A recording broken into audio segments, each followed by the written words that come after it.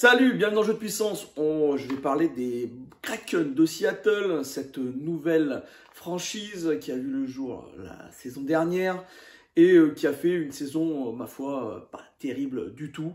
Elle a été même catastrophique. Troisième pire équipe de la NHL la saison dernière. Il faut dire que la draft d'expansion n'a pas été exceptionnelle. J'avais vraiment des gros doutes et sur la patinoire.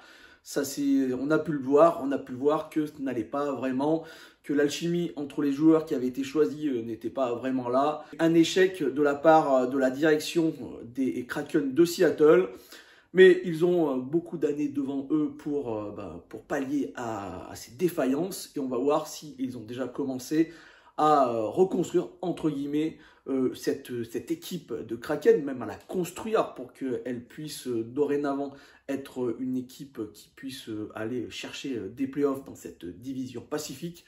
On va voir ça tout de suite ensemble.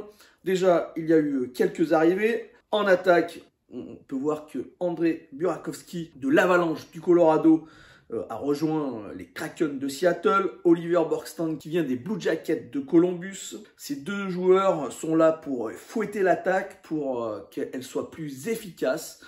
Il y a aussi des jeunes, des espoirs qui tournent plutôt pas mal. Je pense à Matty Beniers qui a commencé la saison dernière en fin de saison et qui a fait très bien. L'équipe tournait vraiment mieux avec lui. Matty Beniers qui sera sûrement le premier centre de cette équipe à 19 ans à peine. Il a joué déjà 10 matchs avec les Kraken de Seattle. 9 points pour lui, 3 buts et 6 passes. C'était le deuxième choix de repêchage en 2021. Et cette année, ils ont repêché Shane Wright. 18 ans, on ne sait pas s'il va jouer. On pensait qu'il allait être repêché le premier. Shane Wright a attendu le 4e rang avant d'être repêché. Je peux dire que d'un point de vue égo, ça a dû faire un peu mal. Et d'ailleurs, il l'a très mal pris. Il y a une vidéo du regard acéré sur le banc du Canadien de Montréal qui ne l'a pas choisi en premier.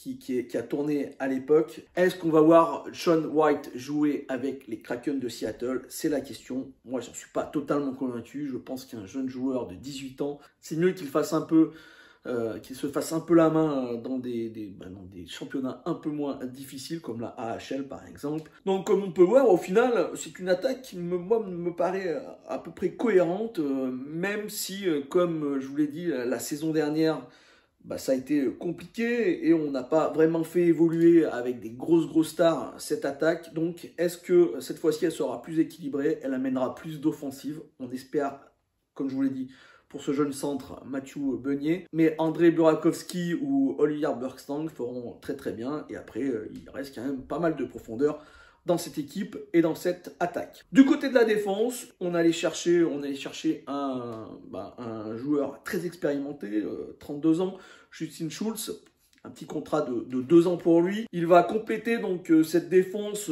qui me paraît là aussi encore très équilibrée. Donc à mon avis, c'est une équipe qui peut être intéressante à voir jouer, même si ça manque un peu de profondeur, ça manque un peu de joueurs stars, de joueurs qui peuvent faire exploser, qui peuvent faire changer le déroulement d'un match. Et donc Justin Schultz qui va donc, comme vous pouvez le voir, mettre un peu d'expérience dans cette défense avec un Vince Dunn qui est plutôt pas mal, Jamie Oleksiak qui faisait vraiment bien dans les autres clubs. Donc une défense correcte. Et on finit par les gardiens. Ils sont allés chercher Martin Jones, un contrat de 2 ans pour lui. Martin Jones qui n'était pas, à mon avis, un super gardien du côté des Sharks de San Jose. Mais bon, dans tous les cas, ils avaient 2 gardiens qui auraient dû faire vraiment le boulot la saison dernière. Mais Chris Driedger, lui, s'est blessé. Et c'est pour ça qu'ils sont allés chercher Martin Jones. On ne sait pas sûr que Chris Driedger pourra jouer cette saison. On attend surtout beaucoup de Philippe Grubauer qui a fait sa pire saison de sa carrière. Il a été vraiment pas aidé par sa défense, mais il n'a pas été bon lui non plus. On attend beaucoup de Philippe Grubauer. Peut-être que c'est la meilleure arrivée, ça serait que Philippe Grubauer arrive vraiment au club et qu'il fasse une saison comme il a pu le faire, par exemple, avec l'Avalanche du Colorado, où il a été très bon.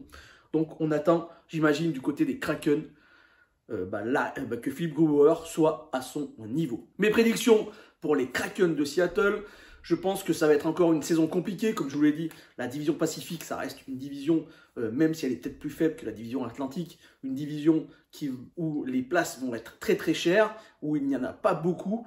Et les Krakens, à mon avis, sont encore trop justes. Il manque encore trop de cohésion dans cette équipe pour qu'ils puissent aller chercher, à mon avis, des playoffs. Voilà, non, ça reste quand même mieux que la saison dernière sur le papier. Je trouve que c'est quand même pas mal. Avant de nous quitter, une petite photo de Brendan Tanev, comme on les aime.